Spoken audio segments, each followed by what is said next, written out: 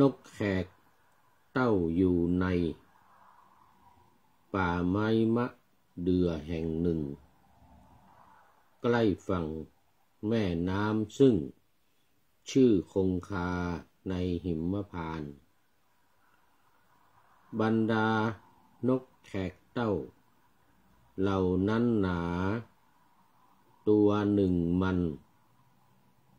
เป็นพระยานกนั้นเมื่อผลไม้ที่ตนอาศัยอยู่หมดสิ้นจิกกินหน่อใบเวียนวนหรือเปลือกซึ่งเหลือล้นดื่มน้ำในแม่คงคาเป็นสัตว์ที่มีความสันโดษตามปรารถนาน้อยอย่างยิ่งเชียวนาไม่ไปในที่อื่นเลยขอถวายความนอบน้อมแด่พระรัตนตรัยมีพระพุทธเจ้าเป็นต้นขอถวายความเคารพพระมหาเถระพระเถรานุเถระเจ้าคณะพระสังฆาธิการทั่วโลกมีพระเดชพระคุณพระธรรมเสนาบดีรองเจ้าคณะภาค7วัดพระธาตุวสุเทพเป็นต้นและขออำนวยพรแด่ท่านผู้ฟังท่านผู้ชมสาธุชนพุทธบริษัททั้งหลายวันนี้รายการธรรมทัศน์ของวัดพระธาตุดอยสุเทพออกอากาศทางสถานีวิทยุวปท2จังหวัดเชียงใหม่มีร้อยเอกจำนงปัญญาวัฒโนเป็นหัวหน้าสถานีและอาตมาภาพพระครูปริยัติยานุศาสตร์เป็นผู้บรรยายเป็นประจำทุกวันตั้งแต่เวลา 7:30 นาทีไปจนถึง 8 นาฬิกาวันนี้ก็เหมือนเดิมญาติโยมทั้งหลายบันทึกเสียงล่วงหน้ามาจากวัดพระธาตุดอยสุเทพเยอรมันเขตฮิลชินบาร์กเมืองซีเกนประเทศเยอรมันดีวันนี้อากาศดีพอดีสูงสุด13 องศาต่ำสุด6 องศาขณะนี้9 องศา9 องศา ครึ่งกลาง สูงสุดใน13ต่ำสุด6 องศาก็ดีหน่อยประกอบกับในห้องนี้เป็นห้องของพระเดชพระคุณหลวงพ่อพระธรรมเสนาบดีมีฮีตเตอร์ตัวใหญ่หน่อย มีฮีตเตอร์ตัวใหญ่ก็มาจัดรายการในห้องนี้หลายวันมาแล้วก็อำนวยความสะดวกดีในห้องนี้มีตู้เย็นมีอ่างล้างหน้าสะดวกสบายดี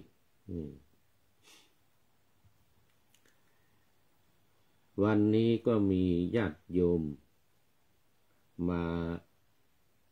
ทำบุญถวายภัตตาหารเพลเจริญพุทธมนต์สวดมนต์ญาติโยมที่นี่ชอบมาสวดมนต์แล้วก็ถวายภัตตาหารเพลวันนี้คุณโยมอ๊อบแอบโยมน้ำแล้วก็อีกท่านหนึ่งลืมชื่อไป โยมลำดวนแล้วก็อีกคนหนึ่ง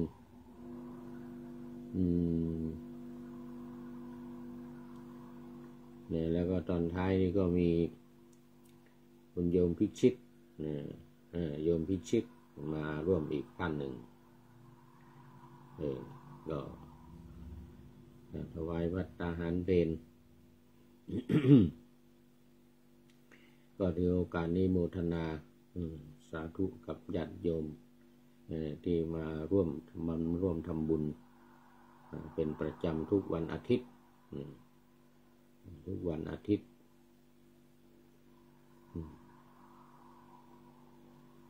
และตอนนี้ก็เข้ามาสู่เนื้อหาสาระของธรรมะในวันนี้เป็นตอนสุดท้ายเรื่องพระติสสะเถระพระติสสะเถระ แล้วก็มีอดีตนิทานของท่านพระติสสะเถระนี่เข้ามาด้วยซึ่งพระพุทธองค์ทรงนำมาแสดง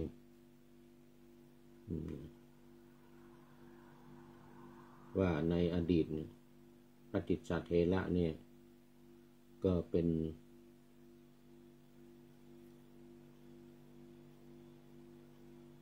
พญานกแขกเต้าเป็นนกแขกเต้านะ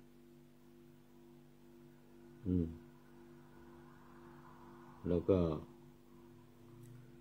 พระพุทธเจ้านี่ก็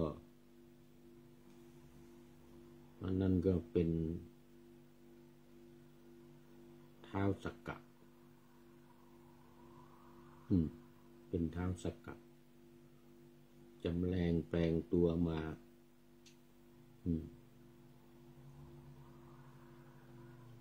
ทดลองจำแรงแปลงตัวมาทดลองใจของนกแขกเต้าที่มีความมักน้อยสันโดษเมื่อวันก่อนก็เล่ามาถึงตอนที่ภิกษุทั้งหลายกราบทูลพระพุทธองค์เรื่องของพระติสสะเถระซึ่งอยู่ในนิคมแห่งหนึ่งไม่ไกลจากกรุงสาวัตถีแคว้นโกศลแต่ว่าไม่ได้มาร่วมกิจการงานอะไรต่างๆงานทำบุญหรืองานถวายสังฆทานการถวายอาหารบิณฑบาตของอนาถบิณฑิกะเศรษฐีหรือนางวิสาขาหรือใครๆพระเจ้าประเจนที่โกศลจัดอสถิสถานใหญ่โตแต่ว่าท่านพระเถระไม่มาพระติสสะเถระนี่นะทั้งที่ว่าอยู่ใกล้ๆอยู่ในนิคมในชนบทใกล้ๆ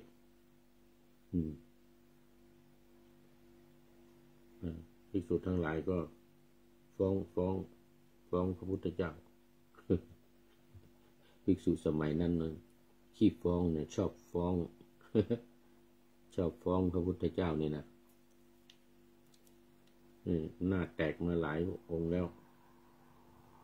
บางทีไปหาหมอไม่รับเย็บก็มี หน้าแตกมากเกินไปนี่ก็เหมือนกันภิกษุทั้งหลายนี่ก็ฟ้องพระพุทธเจ้าว่ามีภิกษุรูปหนึ่งอยู่ในป่าอยู่ในนิคมหมู่บ้านเล็กๆนะอยู่ในหมู่บ้านเล็กๆในป่านะมีงานอะไรก็ไม่มาร่วมสังฆกรรมเหมือนกันนะนี่ขนาดพระเจ้าเปอร์เซ็นต์ที่โกศลจัดอสถิสถานเนี่ยนะให้ทานโดยที่ไม่มีใครเหมือนเนี่ยนะโอ้ขนาดหนักเหมือนที่เล่าไปเมื่อวันก่อนก็ไม่มาว่ากันนะโอ้เป็นพระที่ยิงจองหองว่านะ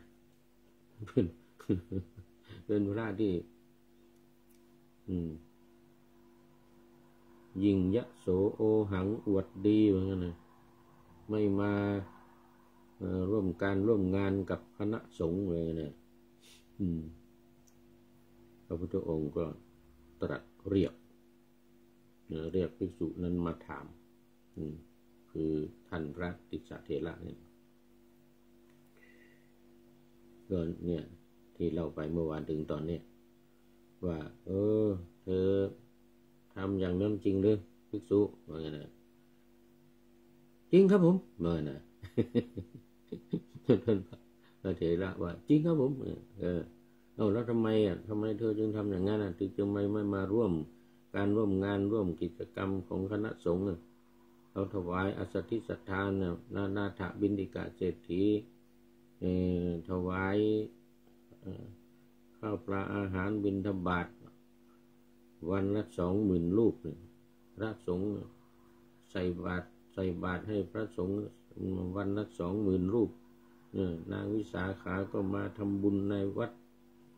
เชตวันทำบุญที่บ้านทำบุญอะไรต่างๆอย่างมากมายทำไมไม่มาร่วมมาฉันมากินบ้างอย่างนั้นนะภิกษุก็กราบทูลว่าท่านพระติสสะนี่นะก็กราบทูลว่าโอ้ก็กระหม่อมเนี่ยไม่คลุกคลีกับหมู่คณะไม่คลุกคลีกับคนทั้งหลายว่างั้นนะไม่คลุกคลีกับญาติพี่น้องอะไรหรอกว่างั้นนะเอาแล้วกินยังไงอยู่กินยังไงว่างั้นไม่ลำบากเลยว่างั้นนะก็ลำบากอยู่บ้างว่างั้นนะแม้ว่าได้อาหารบิณฑบาตเฉพาะในหมู่ญาติทั้งหลายที่มีอยู่นั่นน่ะ 7-8 บ้าน 5-6 หลังคาเรือนที่อยู่ในนิคม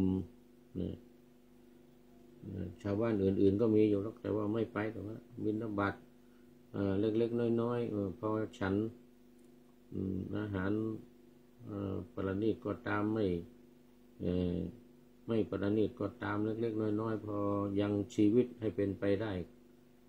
ก็พอแล้วไม่ไปที่อื่นแม้ในนิคมในหมู่บ้านอื่นก็ไม่ไปเฉพาะหมู่บ้านญาติของข้าพระองค์เท่านั้นนี่แหละ 4-5 หลังรอบที่พักนะก็พอมีพอกินแล้วก็พอแล้วนิดๆหน่อยๆนะพอให้ชีวิตเนี่ยเป็นไปได้นะพระพุทธองค์ก็ประทานสาธุการใหญ่เลยสาธุการกับภิกษุติสสะเถระนี่นะดีละภิกษุเธอทำอย่างนั้นดีละนะภิกษุผู้ฟังกันนั่งฟังญาติโยมทั้งหลายก็พากันนั่งฟังกันอยู่นี่หน้าแตกกันเป็นแถวเลยหน้าแตกกันเป็นแถวเลยพุทธองค์สาธุการให้พระติสสะเถระเนี่ยนะบอกโอ้ติสสะเถระเป็นมีตถาคตเป็นอาจารย์เหมือนกันนะเป็นอาจารย์เธอมากน้อยสันโดษเนี่ยก็ไม่แปลกหรอกไม่น่าอัศจรรย์อะไรว่าเนี่ยภิกษุทั้งหลายก็มันดียังไงว่างั้นนะกราบทูลถามพุทธองค์มันดียังไงอันนี้เนี่ยไม่มากินอาหารดีๆอร่อยเนี่ยทำบุญมีญาติโยมทำบุญสุนทานกันเยอะแยะเนี่ยไม่มารับอาหารบิณฑบาตอะไรเงี้ยนะมันดียังไงกันนะกราบทูลพระพุทธองค์ก็เล่าอนิทานอันนี้นำนิทานมาเล่าอันที่ปะหน้าธรรมะดีไว้เนี่ยนกแขกเต้าอยู่ในป่าไม้มะเดื่อแห่งหนึ่งใกล้ฝั่งแม่น้ำซึ่งชื่อคงคาในหิมพานต์บรรดานกแขกเต้าเหล่านั้นหนาต ตัวหนึ่งมันเป็นพระยานกนั้นเมื่อผลละไม้ที่ตนอาศัยอยู่หมดสิ้นจิกกินหน่อใบเวียนวนหรือเปลือกซึ่งเหลือล้นดื่มน้ำในแม่คงคาเป็นสัตว์ที่มีความสันโดษตามปรารถนาน้อยอย่างยิ่งเชียวนาไม่ไปในที่อื่นเลยนกแขกเต่าเป็นพญานกแขกเต่าเนี่ยนะก็ผลไม้ใบไม้อะไรก็เหี่ยวแห้งผลไม้ก็ไม่มีแล้วก็กินแต่เปลือกไม้กินอะไรอะไรหน่อมันจิกกินหน่อกินใบไม้เนี่ยกินหน่อกินใบไม้อยู่นั่นแหละแล้วก็ดื่มน้ำเป็นหลักดื่มน้ำเป็นยาเป็นยาเป็นหลักนะ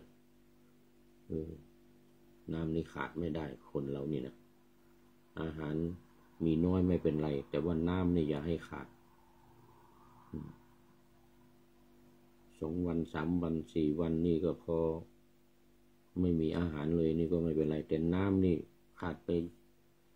สัก2-3 ชั่วโมง5 ชั่วโมงนี่ก็ไม่ได้แล้วต้อง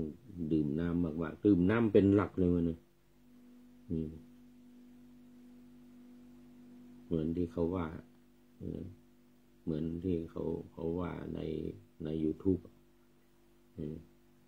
ดื่มน้ำเป็นยากินปลาเป็นหลัก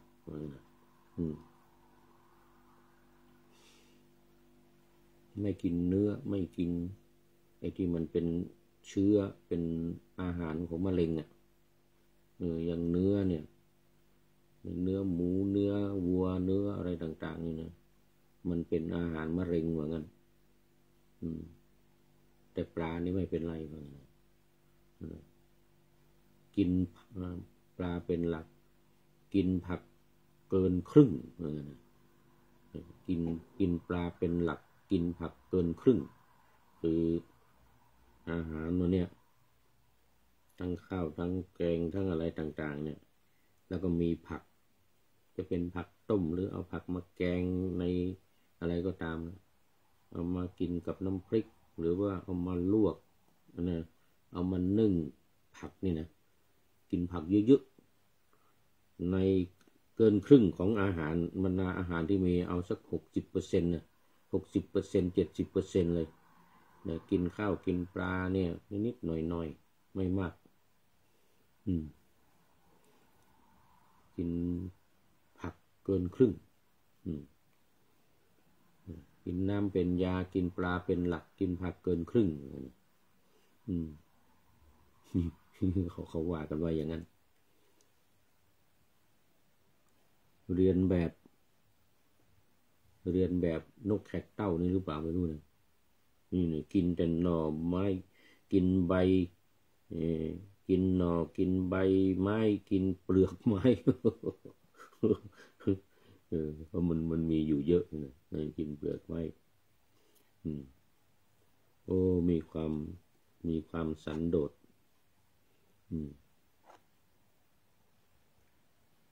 นี่ว่างั้นนะมาดู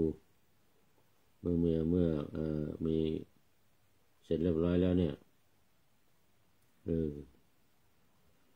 คราวนี้ความสันโดษเนี่ยนะความกินน้อยกินแต่เปลือกใบกินหน่อกินใบไม้อยู่เนี่ยนะนกนี่นะนกแขกเต้าเนี่ยนะ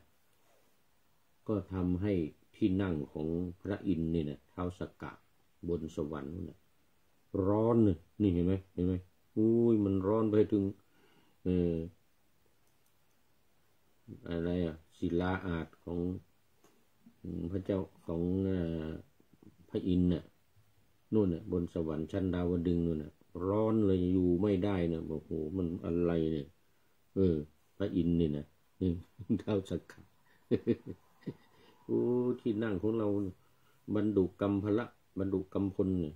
บรรดุกรรมพละศิลาอาจของเราเนี่ยทำไมมันร้อนอย่างนี้วะกันนะดูไปดูมาตรวจแต่ตัวแถวนี้อะไรก็ไม่มีก็ส่องลงไปข้างล่างส่องลงไปในเมืองมนุษย์ในป่าในเมืองเลยแล้วโอ้เห็นนกแขกเต้าเห็นนกแขกเต้าตัวหนึ่งมันไม่มีผลไม้ไม่มีแล้วแต่มันก็ไม่หนีไปไหนวะนะมันอยู่ที่นั่นมันโอ้เนี่ยเราจะต้องไปช่วยเหลือสักหน่อยแล้วเหมือนกันนะเราต้องไปช่วยเหลือแล้วนะอันนี้ก็จำแรงแปลงกายมายังไม่ให้เห็นนี่มานี่ยังไม่ให้เห็นหรอกเสร็จแล้วก็ไปทำให้ต้นไม้ที่นกกินนี่นะนกแขกเต้ากินนี่นะทำให้มันแห้งใบก็ไม่มีหน่อมีใบอะไรก็เหี่ยวแห้งหมดอะไรเปลือกมันนี่เหี่ยวแห้งหมดเหมือนกับเหลือแต่ตอแค่นะเวลาลมมาพัดนี่ก็ไอ้เปลือกอะไรก็ปลิวไปหมดมันแห้งผักเหมือนกับตอไม้รุ่นอ่ะไม่มีอะไรกินแต่มันมีขุยมันมีขุย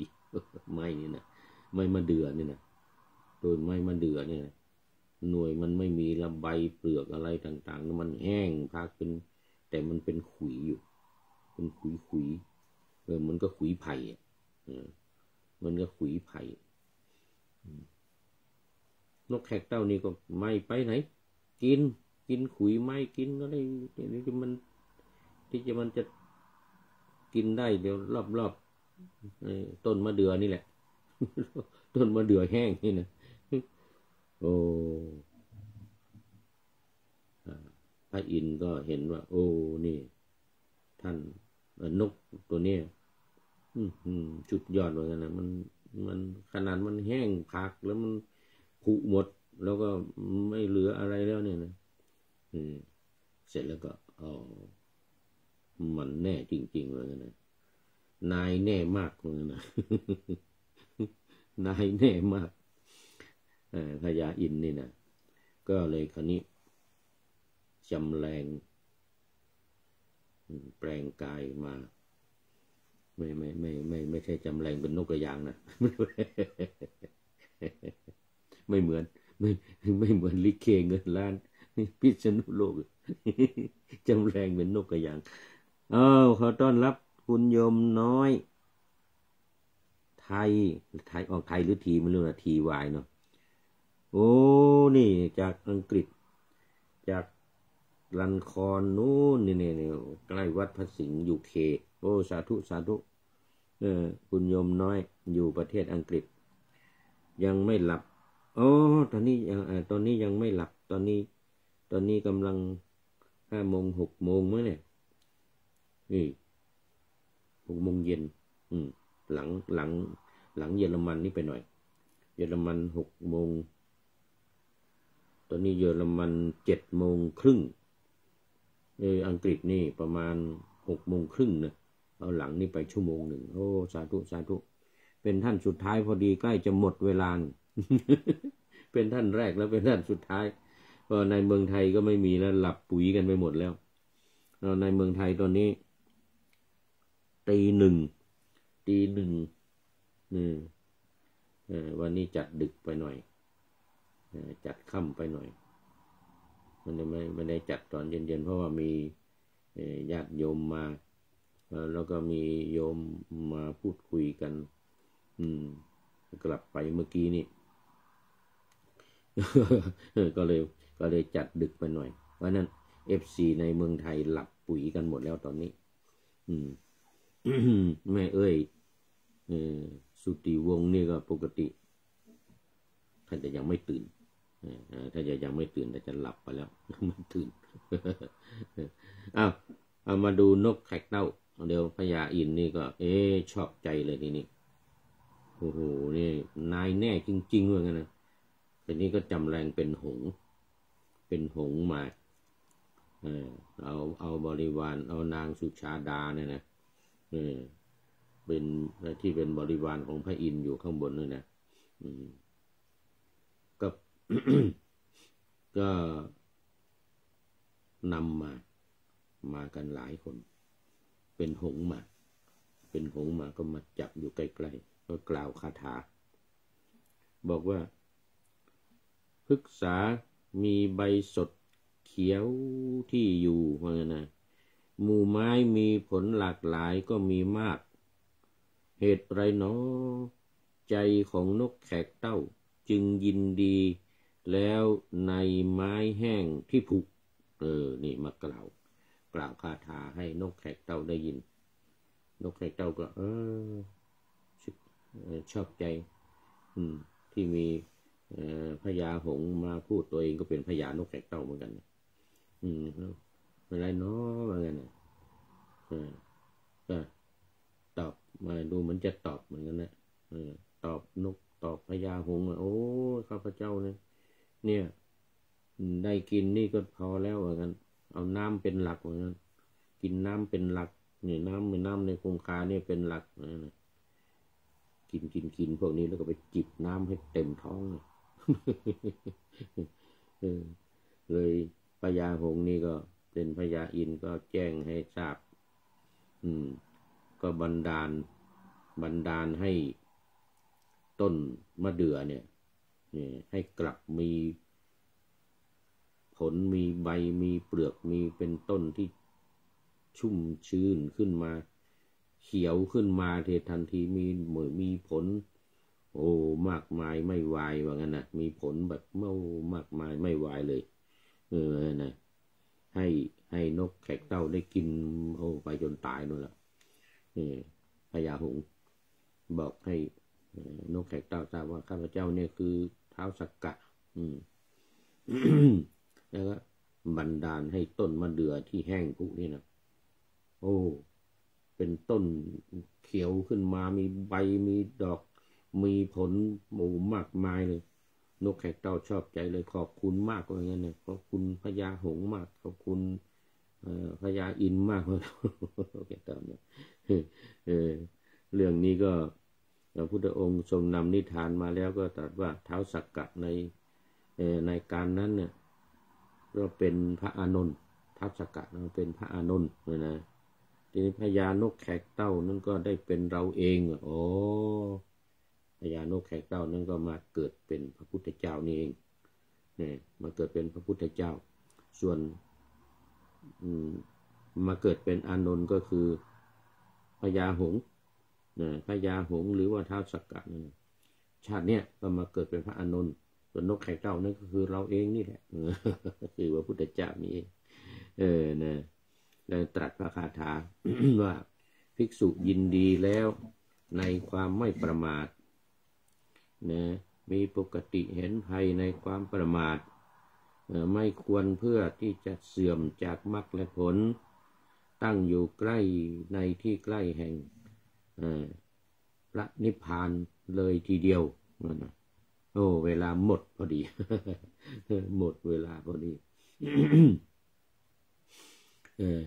คุณโยมน้อย